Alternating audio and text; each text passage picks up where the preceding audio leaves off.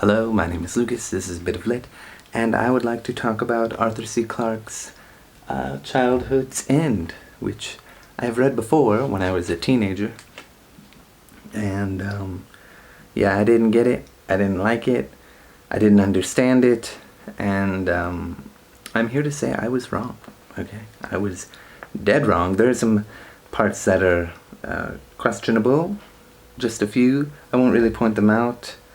Because they're really minor, and anyway, they were just things that I was, I don't know if I like that, but I can live with it. Anyway, yeah, the reason I didn't like it before was that I hadn't really read sci-fi before, and I had watched some, like Star Trek. I'd watched sci-fi movies and TV shows, but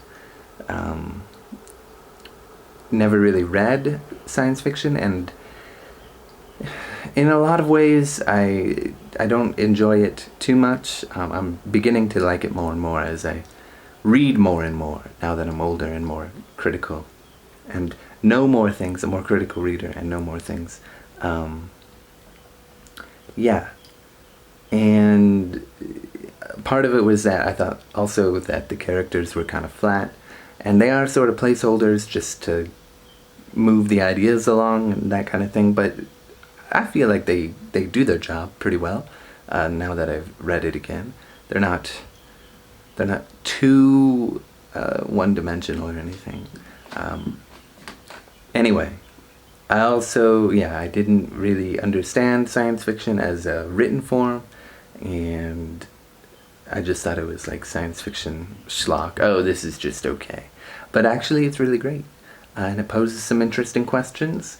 I will bring up one of those, probably the most important in my opinion.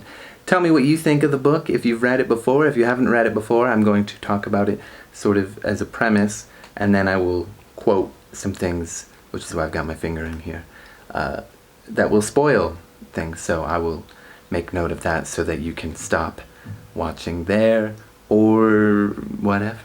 Anyway, excellent science fiction novel.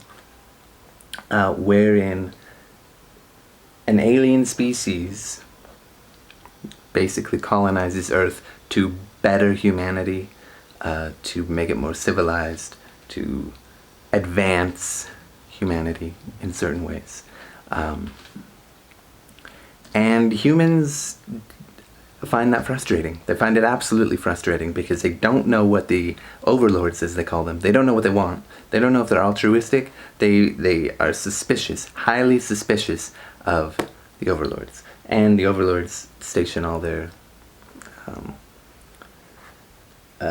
ships over cities, right? Canberra, Tokyo, Washington, London, capital cities, major cities. And I'm sure there's plenty more too, but those are some of the ones they mentioned. Anyway, they have amazing technology, amazing powers. The first thing that they do to advance humanity is to end human-to-animal cruelty.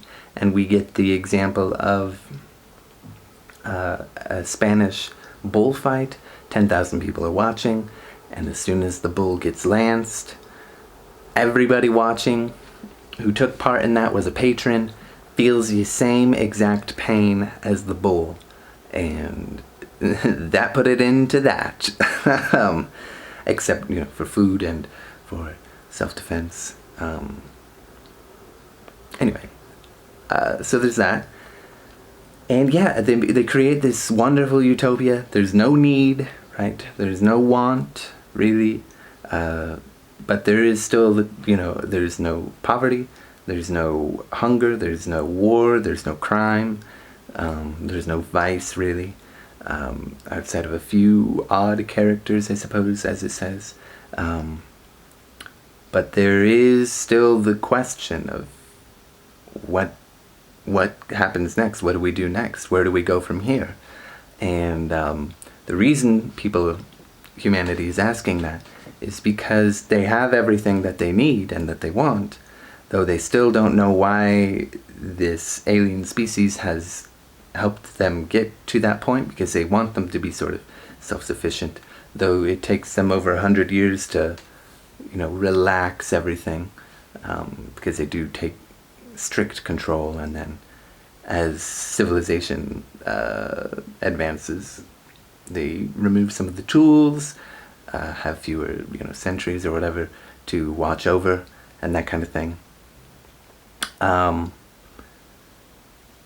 And so they've shaped humanity to go a certain way, to stop them from having scientific advancements, which is an issue in a way for humans. Even though they've got everything they want, it does leave a few people antsy, because maybe they feel like, if we didn't have the alien species, maybe we've gone to the moon before, maybe we would have been over to Venus and been to Mars. But they have halted all scientific progress, which I now see the relationship between the three-body problem and this, because the Trisolarans send these protons, and they stop science, which is kind of weird, but they do it a lot more directly in this book.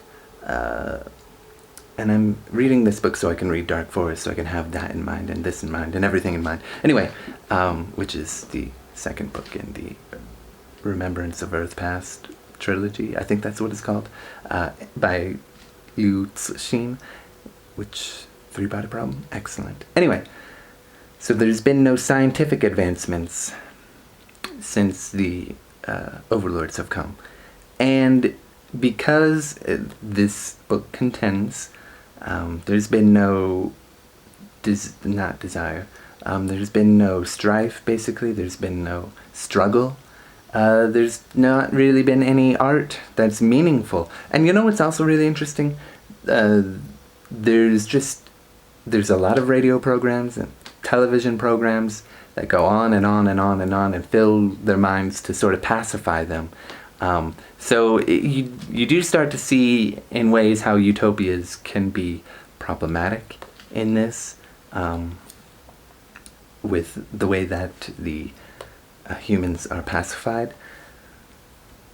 Debate that how you want.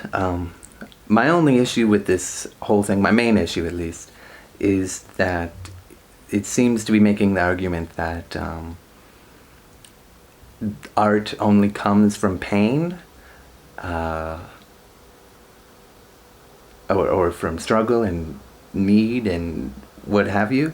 And I feel like maybe that kind of art is the most resonant and sticks the longest in the canon, the culture. But there's also, I feel like there's art that's made from love, which love can be painful, I guess, but there's art made for different reasons than sorrow or grief or anger, frustration, or some of these more negative emotions that come from struggling and from a will to survive and that kind of thing. But I digress. Maybe you disagree with what I'm saying, or what. If you've read this book, maybe that contention, maybe you disagree with it for a different reason, let me know, or you agree with it, or, just talk with me, Anyway, there's been no scientific advancements, no cultural advancements, and humanity has sort of plateaued in certain respects. And that is a key issue in this book, to sort of put to question what would a utopia look like? What does it mean for us as a species, right? How would we handle it? And I think that's really interesting. Because, of course, there are problems that come from this utopia, from any kind of system of a utopia. The pacification, the lack of advancements, the boredom, I guess,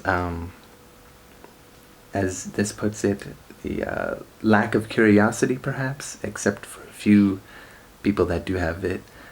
Anyway, there's a whole lot more to it. That is the basic premise. I've kind of explored that whole idea for you. But you can read it and tell me what you think, or if you've read it, tell me what you think of what he's trying to say. Maybe I am misguided in my thoughts on it, you know. Feel free to tell me. I'd like to quote a little something from it, so now is the time, if you haven't read it, to stop watching. And I really should have found the right page. Okay, so I'll just read a few different parts. This is one of the Overlords speaking for the last time to the human race, sort of to tell them, finally, why we came here. And I'm not going to tell you exactly why that is, in case you are still watching and you haven't read it. Many worlds have come to the crossroads of nuclear power, have avoided disaster, have gone on to build peaceful and happy civilizations, and have been utterly destroyed by forces of which they knew nothing. In the 20th century, you first began to tamper seriously with these forces. That was why it was necessary to act, because there's this whole, like, paranormal thing that's going on. Even though it's explained that paranormal things are not so paranormal, that they can be explained, but still, it's something that humanity was doing. Anyway, all through that century, the human race was drawing slowly nearer to the abyss, never even suspecting its existence. Across that abyss, there is only one bridge. Few races, unaided, have ever found it. Some have turned back while there was still time, avoiding both the danger and the achievement. Their worlds have become Elysian islands of effortless content, playing no further part in the story of the universe. Humanity's a little bit different, though. That would never have been your fate, or your fortune. Your race was too vital for that. It would have plunged into ruin and taken others with it, for you would never have found the bridge. So they're not really colonizing them to take over, they're just helping them guide. And eventually the Overlords will leave them completely. They're just guiding them to a certain path. For a specific reason, won't tell you why, in case you are still watching. Yet your mystics, and this sort of You had put superstition. Oh, religion and science is another key issue. You had put your superstition behind you. I'm skipping a little bit again. Science was the only religion of mankind. It was the gift of the Western minority to the remainder of mankind,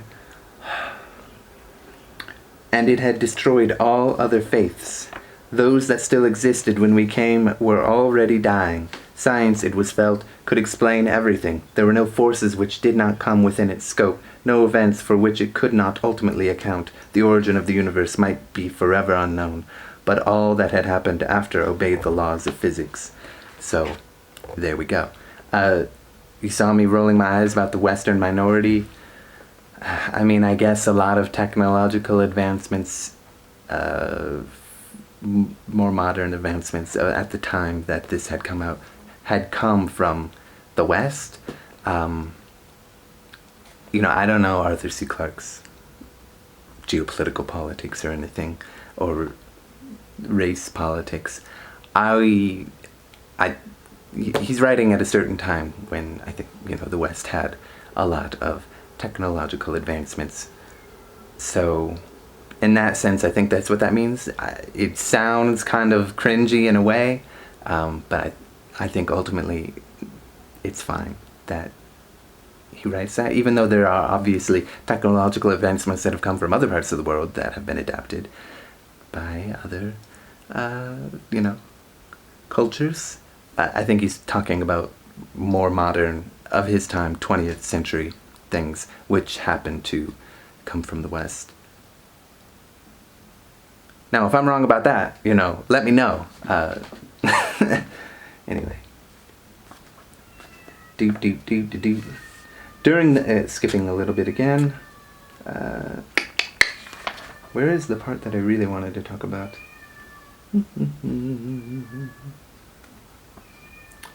We held the clock back. We made you mark time while those powers developed until they could come flooding out into the channels that were being prepared for them. What we did to improve your planet, to raise your standards of living, to bring justice and peace, those things we should have done in any event, once we were forced to intervene in your affairs, but all that vast transformation diverted you from the truth, and therefore helped to serve our purpose. Note the key word there. I'm going to leave it at that. Those things we should have done in any event once we were forced to intervene in your affairs. Yeah, there's that. And I'm going to leave it at that. I hope you read it because it is an excellent book. So, thank you.